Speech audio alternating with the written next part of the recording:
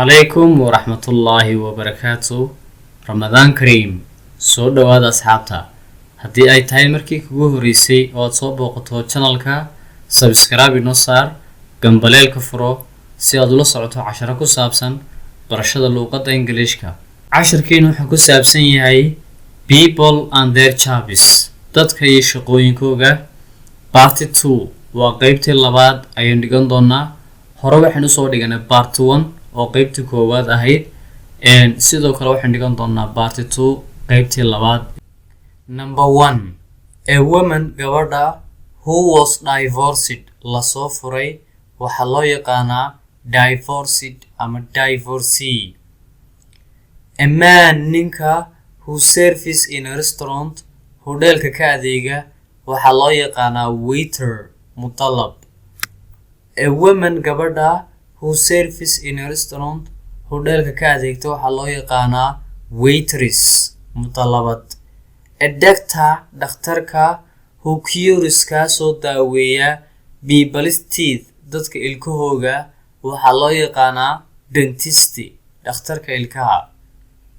A doctor dhakhtarka who cures kaasoo daaweeya people's eyes dadka indhahooga waxaa loo yaqaanaa optician.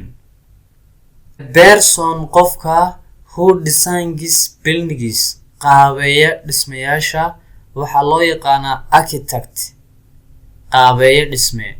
Person qofka who takes after sick people kaasoo xanaaneeya dadka waxaa loo yaqaanaa nurse kalkaaliso caafimaad. A person qofka who digs graves kaasoo qoda xabaalaha waxaa loo yaqaanaa undertaker xabaalqode. A person qofka who plays football kubadda cagta ciyaara waxaa loo yaqaanaa football player. A person qofka who works farms kaasoo ka shaqeeya beeraha waxaa loo yaqaanaa farmer beerole. A person qofka who manages money lacagta maamula waxaa loo yaqaanaa accountant xisaabiye. A person qofka who works electricity ka shaqeeya leydhka waxaa loo yaqaanaa electrician leydhle.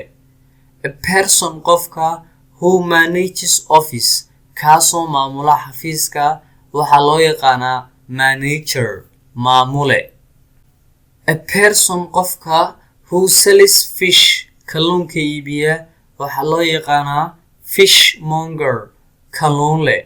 A person qofka who sells meat hilibka iibiya waxaa loo yaqaanaa butcher hilible. A person qofka who cures kaasoo daaweeya sick animals xayawaanaadka xanuunsanaya waxaa loo yaqaanaa veterinarian dhakhtarka xoolaha. aad baad ugu mahadsantahay daawashada iyo dhegeysiga fiidiyogan.